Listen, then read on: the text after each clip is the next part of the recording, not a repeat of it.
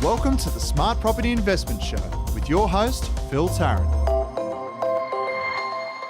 Good day, everyone. It is Portfolio Update Day. As you'll know, we try to do a portfolio update once a month where we share what's going on with the Smart Property Investment Portfolio, something which has been a mainstay of Smart Property Investment since day dot. Share our journey, how we're doing it, investing in property, what we're doing good, what we're doing not so good, what we plan to do, the way we see the world, our fears, our challenges, and also what keeps us motivated and driven towards creating wealth through property. Our last portfolio update was on the 31st of May. It's a long one. It was 46 minutes. Go and check it out wherever you're listening to this podcast, whether it's on the podcast player, on iTunes, or anywhere on the website. 31st of May. It's called Portfolio Update, Where to Go From Here for Sydney property investors. If you remember, if you tuned into it, we spoke at length with two of the key people involved in the development of our property portfolio, Steve Waters from Right Property Group and Munzarul Khan from Quesne Accounting, working with those two guys about the direction of the portfolio and what we will do next. We spoke at length within that portfolio around some of the great gains we've had across the Smart Property Investment Portfolio and the rationale and reasoning for that.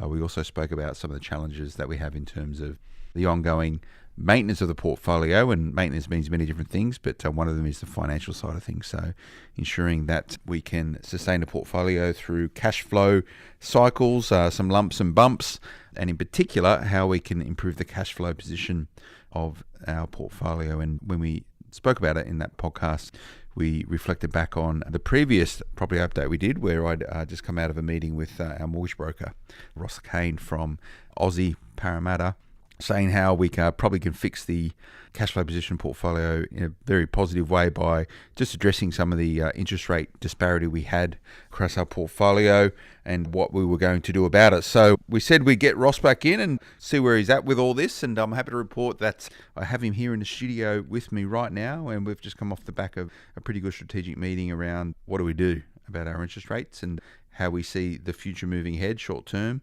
whether or not rates are going to go up or down, what the cash rate might do or what might be happening with it. So Ross, how you going? Great. How you doing? I'm good. So let's chat about what we just spoke about in this meeting. So we spoke about it last time we got together, saying we need to sort this out, and we've been sorting stuff out, and it would have been good if this happened a bit faster, and it hasn't happened a bit faster, not because of Ross, it's because of me and not getting around to it.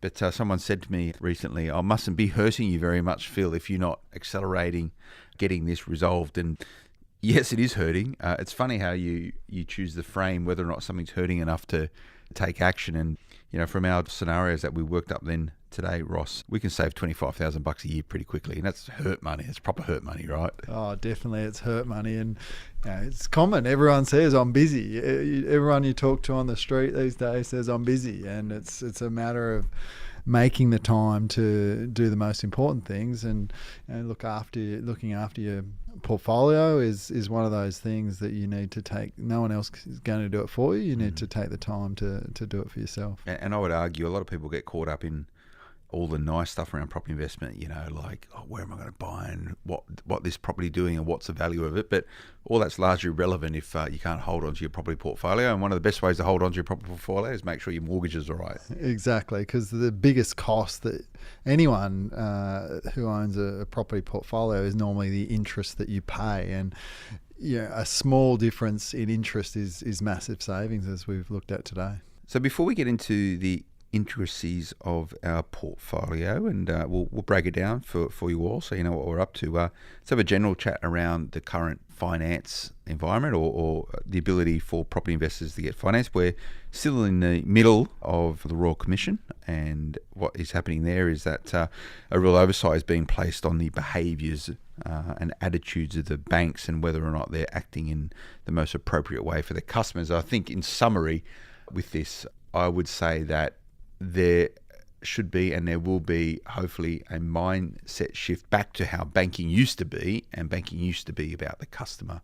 And I think it's lost its way over the last couple of decades, where banking and bankers are all about the profit and value back to shareholders, i.e. dividends. And I think that attitude may have compromised some of the actions and behaviours of the banks in a very negative way. And I think this Royal Commission might just give it the shake up it needs to potentially put some of the power back in the hands of the consumer And that's us as property investors, making sure that we're looked after, as well as the shareholders of the banks. And let's all remember, we've got superannuation. A lot of our super's tied up in banks, so we want healthy and profitable banks. So, can we have our cake and eat it?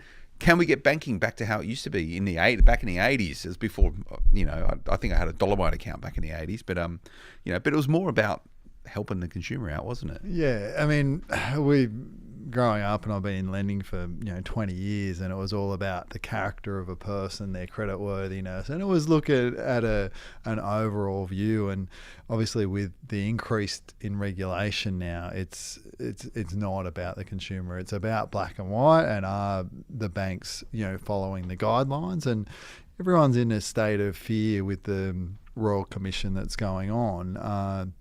So it's never been so difficult for a property investor to get a mortgage as it is today. So is it actually having a benefit for the consumer right now? If you ask me, it's probably more challenging than it ever has been for an investor to grow their portfolio. But at the end of the day, the all the rulings and the thing that are being put in is to protect the consumer. But unfortunately, a blanket approach doesn't fit all people, and some property investors sort of will fall into that category.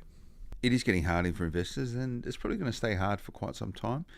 In many ways, a lot of the regulation put in by the regulators, and I think in the outcome of the Royal Commission, there will be some new benchmarks, some legislation, some regulation put in place to better map and monitor the actions and the activities of the banks. And in many ways, that's good for investors because it's probably putting a fat into, say, serviceability that they should have anyway, that often is overlooked because people are just chasing the next dollar, right? So that's good in some ways, but it's got to come down to the serviceability of the consumer and making sure you're not getting rorted. And I think one of the biggest things of the Royal Commission is that people are actually getting outright rorted. And that's not cool. But you probably don't want to touch that. You want to say you work for Aussie. Aussie's owned by a bank, but it is independent. But anyway, I'm not going to pull you into that.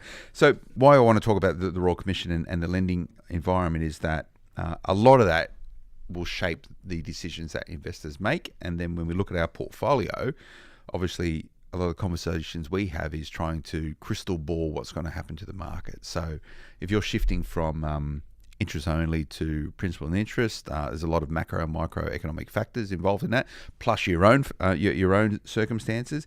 If you're looking to shift from variable rate to fixed rate, again, there's a lot of reasons why. There's a lot of different moving parts which might shape your decision, your portfolio, where is it at, expiry of interest rates, what's going on in the economy, etc., etc. So much there.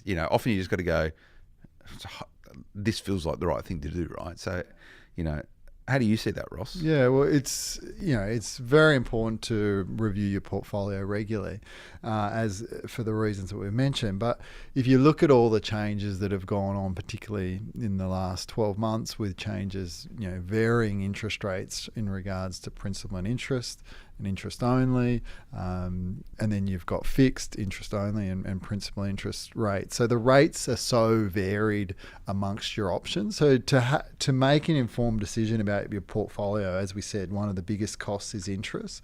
So to regularly review what your interest rate is at the moment, because probably the last time a lot of our listeners looked at their rates was significantly lower than what it is today. I mean, I looked at ours interest-only rates for the big four banks, and I think the cheapest rate was around about 5.18 interest-only variable across the big four, which is significantly higher and a lot higher than what you can get in the market and what you can get on a 3-year interest-only rate, for example. Some of the conversations we just had that I'm sure our listeners are going, yeah, that all sounds really good, it's whatever. The big burning question, are rates going to go up or are rates going to go down? And for the sake of our listeners, there's two sort of rates, right? There is the cash rate, which is the benchmark used to determine, by the RBA, and that gets assessed the first Tuesday of every single month. And that's a real indicator of what's going on in the economy, et cetera, et cetera. We've got no control over that. And the bank interest rate. So the bank interest rate is very different than the cash rate. And there is often a lot of disparity between the two. Banks will argue that their rate fluctuations all comes down to the cost of capital, and you can get right into that. And I think it's a bit too much for today. So, is the cash rate going to go up and down? Do you think over the next sort of 6 to 12 months? What's your view? And this is just us talking about this, is not advice in any way, so do not make any decisions based on what we're about to talk about right now, but this is the way we see the world. In my opinion, I can't see anything in the economy that's pointing towards rates increasing at this point in time. I think, from a property perspective and what's happening from a lending criteria, so as far as a cash rate for me over the foreseeable future, I can't see any pressure on an upwards basis. From the bank's point of view, look. So bank rates can work independently of the cash rate. So this is a point we need to make for our listeners, if you're not aware of it. Yeah. Banks can do whatever they want with their interest rates. And as I said, there's different rates based on principal and interest rates. And what we're seeing with principal and interest rates, especially at some of the lower loan-to-value ratios, there's some quite attractive investment principal and interest rates, because with the restrictions that APRA put on the percentage of investment loans, the banks want the principal and interest loans. So there's some quite attractive offers, and they have dropped in the last few months for principal and interest investment loans. And because the banks are getting under those interest-only caps as well, in terms of from interest-only, we are seeing some of those interest-only rates come back as well, and especially for investment loans. And as the heat comes out of the market and there are less investors and choosing that interest-only, I think from a interest-only point of view, I think you will see some pricing come back on those particular loans. So we're not talking about Reserve Bank, we're talking about the bank's own rates. So I think you will see some of the variable rates start to come down a little bit to attract new customers to refinance. Okay, so in relation to our portfolio, they're all variable rates. We don't have anything fixed at the moment on our portfolio. I think there's about 19 loans across our portfolio, and just to give you some idea, the lowest is 4.79% through to a highest of 5.86%. So it's only a percentage difference from our bottom to our top rate. So, there's a fair bit of margin there, disparity between the two, bottom and highest. So the opportunity for us is to have a look at how we can get those higher interest rates down. And you can do that by either renegotiating the rate directly with the banks, and they're probably just going to go, nah, or your broker. Right now, or your broker. Yeah.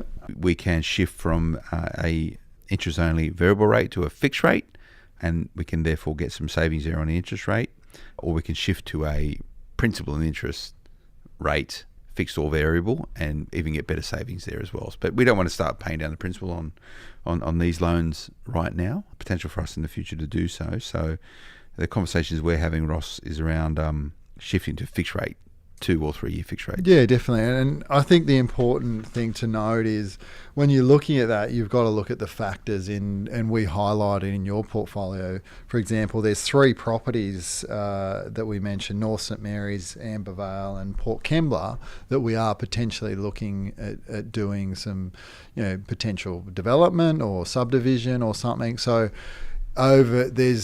we wouldn't want to look at locking those loans up. We want to keep it variable to keep our options open in those cases. So it's important to review your properties and say, what are my plans over the next few years? Is there anything that I'm looking at actually doing on these properties before making a decision in terms of, well, am I going to fix the rate? And the reason being, because once you're fixed into a loan, if you needed to look to switch that loan to another lender, there's going to be some break costs in breaking that fixed rate. So important to start with there. But then we went and reviewed the ones. After you make that decision, then you can have a look at, well, what current rates am I paying and what's on offer. And we reviewed that and we looked at the savings that could be made. And on a monthly basis, when we looked at overall your portfolio, it was about $2,100 a month in savings, or $25,000 over the year. So significant amount, and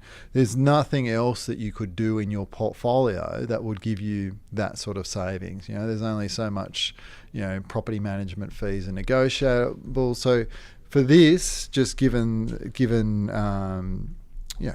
0.5% on $1 million in lending is $5,000 a year. So it's in your portfolio, it's a large portfolio. So $25,000 annual savings is quite a lot just to do the exercise to review your rates on a regular basis. Yeah, I think it's and as when we last got together, it was good that we're going down this process, because once we've got this thing ticked off and saving $25,000, it's going to give a lot greater balance to our portfolio at a pre-tax position, which is good.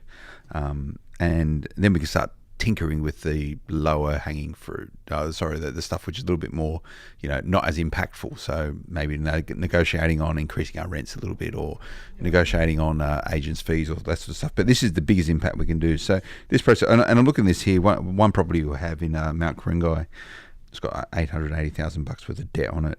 Just by shifting that from its current rate of 5.35, which is high, we can shift it to a fixed interest only rate of 4.19. That's a huge savings. That's $851 a month, or 10 grand a year. So of that whole $25,000 savings, 10 grand of it, so 40 odd percent is purely from fixing one property. Oh, exactly. And you look at that in terms of that money, and you're looking at potentially doing some other things. What that $2,000 may be able to do for you if you reinvest it into one of your other projects or some other properties. There's a number of potential cash flow shortage on a number of other properties, looking at that $2,100 a month saving. So it allows you to potentially grow your portfolio in the same cash flow position that you're in at the moment. Yeah. So we've identified 9 loans that will shift from a variable rate to a fixed rate, ranging from some of these are currently 4.79. We're going to shift into a 4.29. That's going from variable to fixed. Some other stuff shifting it from 5.02 to 4.44. That's with a different lender. Obviously, the property I just spoke about in Mount Ku-ring-gai, shifting it from 5.35 to 4.19. And then some other stuff here with some other lenders, from 5.86, which is high, to 4.44, or 5.31% to 4.19. So, in many cases, these are a drop of a percentage point. And some of these smaller loans, like you've got some loans here for $159,000, you're saving $149 a month, but that's nearly $2,000 a year. So it's well worth doing. The only challenge we have, and this is what the conversations we had, Ross, was around, by fixing it, is it going to limit us from doing anything else, yes or no? And we've made those decisions. We're not going to touch these properties. That means we're not going to do any renovation. We're not going to look to realise the equity through a refinance. So we don't intend to touch these properties for the next 2 to 3 years. But the question to ask is, are these variable rates going to go down organically because of the market, because of banks' attitude or appetite to bring these variable rates down?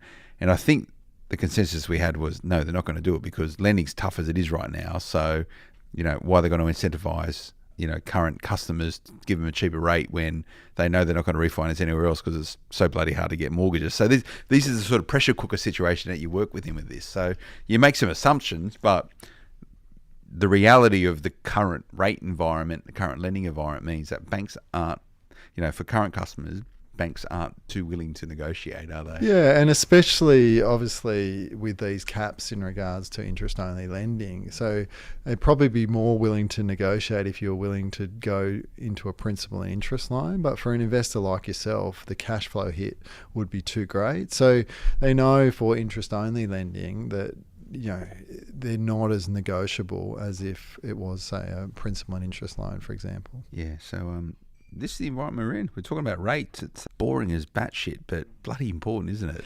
Bloody important. It's, in terms of, as we said, that, looking at that number, $2,100 a month, if you convert that into another loan repayment, it's $588,000 in borrowings. So as an interest-only repayment, it's 4.29%. So that's a lot of coin when you look at, well, how much further could I leverage with the same cash flow? And obviously, if you did leverage by that sort of money, then you're going to increase your cash flow as well. So it's not going to be that much. So it's huge when you look at it from an actual, what that does in terms of from a loan repayment point of view as an investor. So a lot of people will be sitting there thinking, oh yeah, that's really good savings, but what you've done is turn that on its head and say, okay, that's fine, but if you're okay with your current cash flow position in your portfolio, why don't you use that money to keep growing your portfolio, is what you're saying. A lot of people say, well, that's too risky, it's slow down. So that might not be for everyone, but it's one very good way to look at it. Yeah, What is the utility of that money? Yeah, well, we spoke about a couple of properties that we highlighted, for example, North St Mary's, Ambervale and Port Kembla. So for North St Mary's, for example, one of the options was, maybe a potential subdivision, for example. Well, we're thinking about putting a duplex on it or a granny flat, is the opportunity for us. Yeah. So if you look at, well, I need to draw some equity, I need to, put in the plans to do the subdivision, and there's going to be a cost to do that. So yeah, utilising the equity in your properties, and your repayments aren't going to increase because you've reduced them. And there's a number. So you could probably do a number of those things to increase the capital of your properties. Here we go. We're going to do something really new live on air. I have Munzerul Khan on my phone. Munzerul, mate, you're live on the Smart Property Investment Show. Me and Ross are doing it right now. How are you going? Oh no, how are we doing?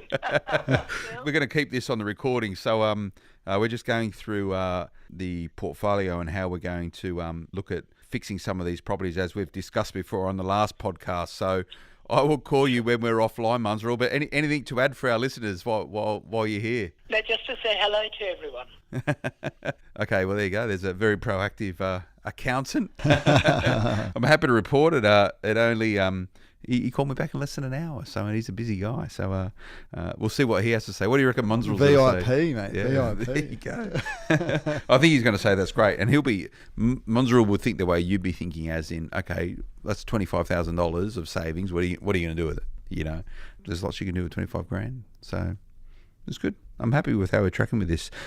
Let's talk about the process for doing this. So I just signed a whole bunch of forms for the different lenders, and we're looking to change these variable rates to fixed rates with 4 different lenders, right? So just signed all the paperwork with you.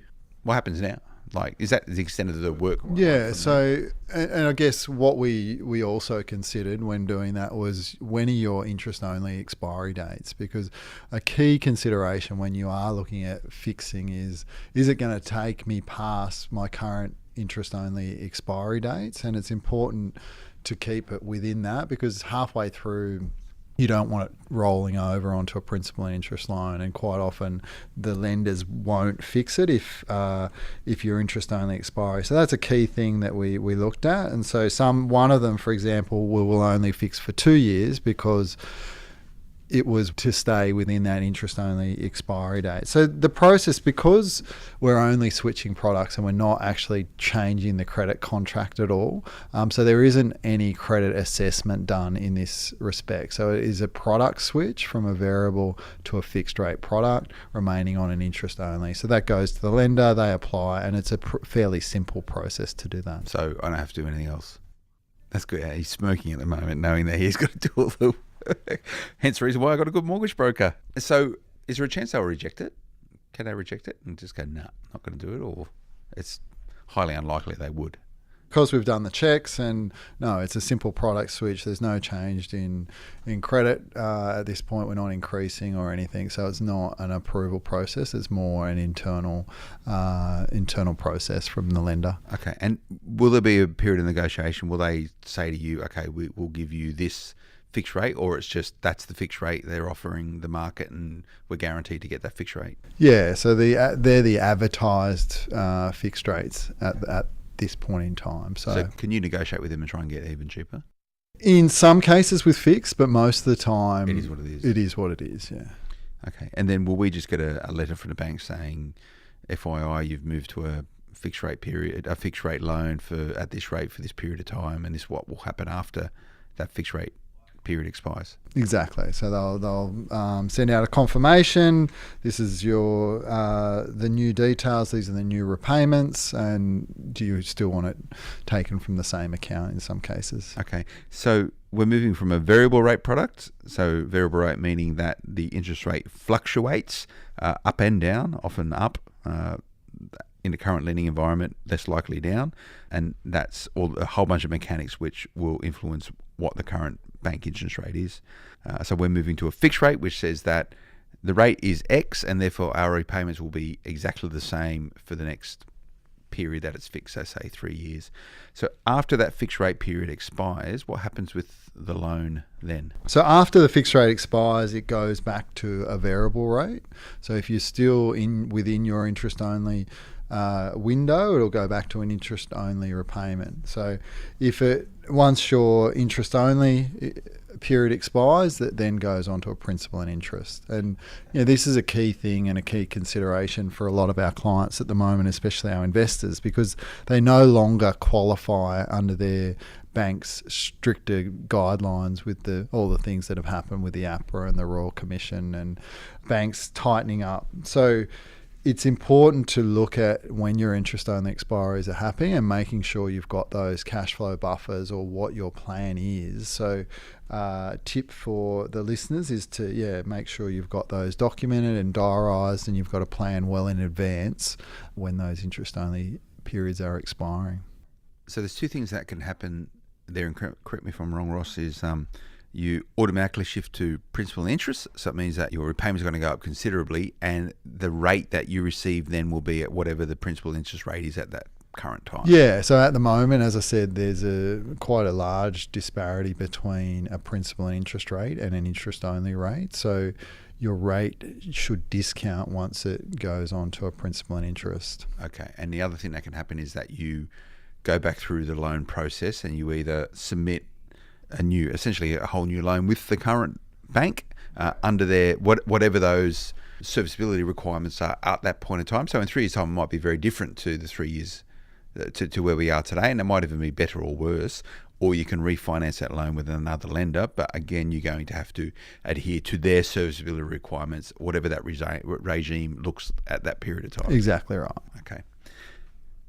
So I guess in preparation for that, should people start paying down their loan now at a P&I rate if you can, and just keep that an offset? That's the way you can build a buffer, number one, but then it also gets you in the habit of paying that amount every single month. So at a period of time, if it does move the P&I, you don't even notice it. You already, adhere to that process. Yeah, so a lot of our clients will have owner-occupied loans, and they'll have offset accounts attached to those owner-occupied loans. So, a number of our clients have used that strategy where they've paid money into that offset account against their owner-occupied loan, which reduces the interest on the owner-occupied loan. But from a cash flow perspective, they know how they would track if their loan was to move from interest only to principal and interest. So when that happens to us, not if, it's when it happens to us, I'm confident of our position to, if for whatever reason we cannot refinance back onto interest only and we have to pay a whole portfolio at a P&I rate, that's a lot of money, but we'll make do. We're okay. We've got cash buffer, serviceability, etc., etc. I'm pretty confident, though, at that period of time, we'll be able to either refinance or renegotiate with the lender and move into another interest rate period. That said, at that point in time, we might go, you know what, let's start paying down this debt, and move to P&I as part of the process. So we'll be able to weather it. We'll be able to deal with it. No worries. Your other clients, do you look at some of them and just think, you're in a lot of trouble here?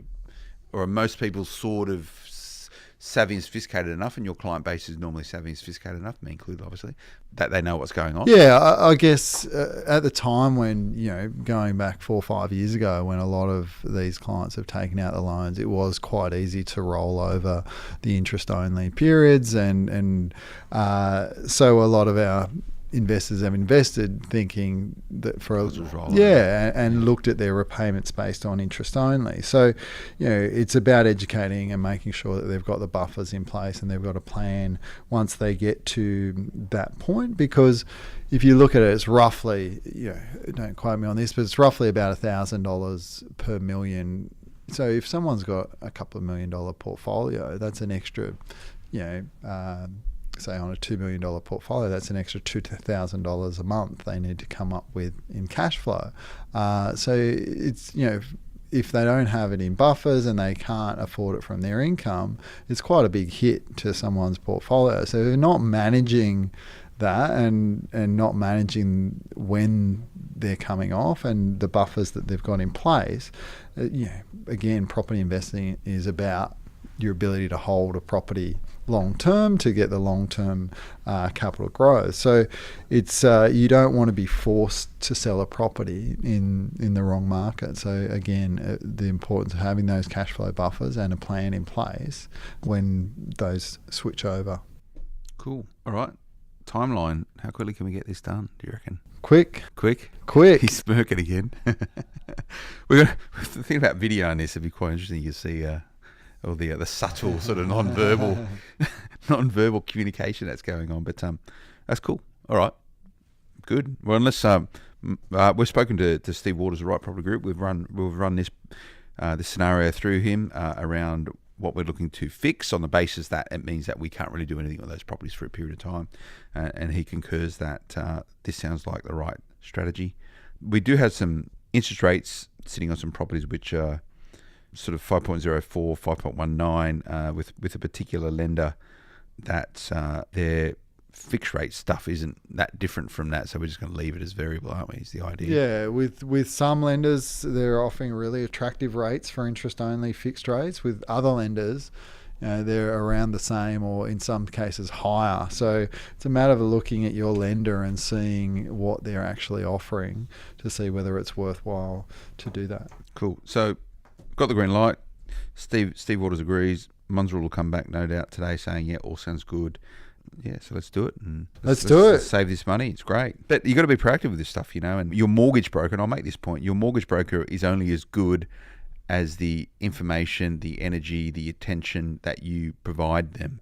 They can be as proactive as possible, and Ross is a very proactive broker, and he's doing the right stuff, as in chasing me, but he can only do so much. It's got to come down to the actual investor to make stuff happen. So we're now wriggling into my important point. $25,000 is proper hurt money. That's money I prefer to have in my pocket. And anyone, I don't care who they are, if they think $25,000 is not a lot of money, they're an idiot.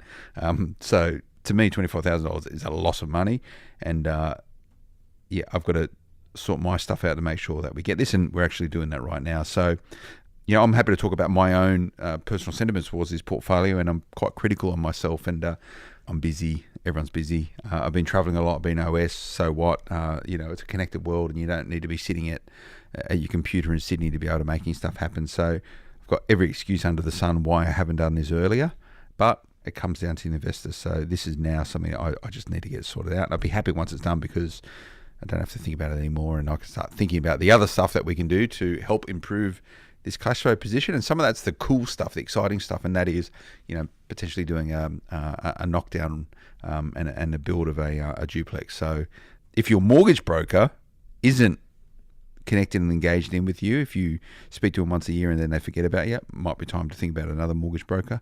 But if you do, if what I'm talking about sounds familiar, hopefully you can just press stop once this podcast finishes and actually do something and get moving. And often just doing something, some sort of action or activity will motivate you and get you in the right direction and start things moving. So that's the way I see it. What about you, Ross? Is that fair? That's definitely fair and a wise recommendation. So as I say, the interest is the biggest cost, and it's something, even if you can have a small change, it's definitely something worth looking at. Yeah. Great. All right. Well, appreciate that, mate. Let's get you back in another month's time, see where we're at. I don't know what we'll be talking about. Once we get this sorted out, what happens? Oh, mate, the lending space at this point in time is changing, so I'm sure there'll be plenty happen between now and our next catch-up. Great. No, thank you, Ross. I do appreciate it, and thanks for coming out today. It's always good to enjoy it. Let's go get something to eat, I reckon. All right, sounds good. Great idea. Yeah, I hope you all enjoyed that. Look, happy to speak frankly about this, and I'm aware of my limitations and shortcomings when it comes to the property portfolio, and often that's just about prioritisation. And if you get your prioritisation right, you can get stuff right and happening. So I'll make a better effort in the future to make sure that I take action on this stuff quicker But we'll keep going with this, letting you know what was happening on our portfolio. And if you really want to understand a lot more about our portfolio and how it's grown over the years and some of the stuff we've bought and some of the stories around it, there's heaps of stuff online. Smartpropertyinvestment.com.au. There's videos, there's podcasts, there's pictures, there's articles, there's stories, there's a whole bunch of stuff. So get in there, dig around, have a look. I think you'll agree that we show you how it is, warts and all, and we're lucky and fortunate that most of the decisions we've made investing in property have been good decisions. And a lot of people would say that, yes, we've done so well in property because we bought in the city market at the right time and we've seen some great growth from it. And my aim to that is, yeah, we did, because we had the right advice and we took the right action at the right time. So, we've been fortunate to capitalise on a very vibrant and buoyant Sydney property market over the years when you should have been an investor in the Sydney property market. But you know what? We're not investing in Sydney right now. We're investing elsewhere. So in 5 years' time, hopefully I'm saying the same thing about the areas that we're investing in right now. But you never know. Could blow on my dough, Ross, and end up destitute. No rewards come without risk. Yeah, and it's all about risk. Your appetite to risk, and I'm reasonably risk averse. I'll pick the battles I know I can win, and I'm pretty confident I can win this property game because I've got the right people on my side. So go and check it out. Our portfolio is the button, smartpropertyinvestment.com.au. Let us know what you think. We're going to do a Q&A session pretty soon as well. If you've got any questions about the portfolio, happy to answer them on air. If you've got any questions around property investment in general, or even if it's anything for Ross around finance, if you're scratching your head going, what am I going to do when all my variable rate periods come off, contact the team and we can pass on your details, whatever you want to do. Editor at smartpropertyinvestment.com.au. Social media, if you like, that is a medium of getting your information. Just search Smart Property HQ across any of the social platforms. We also have a very popular newsletter every morning, so you're the first to know what's happening in property. You can subscribe at smartpropertyinvestment.com.au. And those reviews on iTunes, please keep them coming. We love them. It's nice to know that we're doing some good stuff. And I just recently got, yesterday actually, the reports on podcast traffic growth over the last month on month, and we're up 17%. So I'm really happy, and it sounds as though you're enjoying tuning in. So we'll keep doing what we're doing. We'll be back again next time. Until then, bye-bye. The information featured in this podcast is general in nature and does not take into consideration your financial situation or individual needs and should not be relied upon. Before making any investment, insurance, tax, property or financial planning decision, you should consult a licensed professional who can advise whether your decision is appropriate for you. Guests appearing on this podcast may have a commercial relationship with the companies mentioned.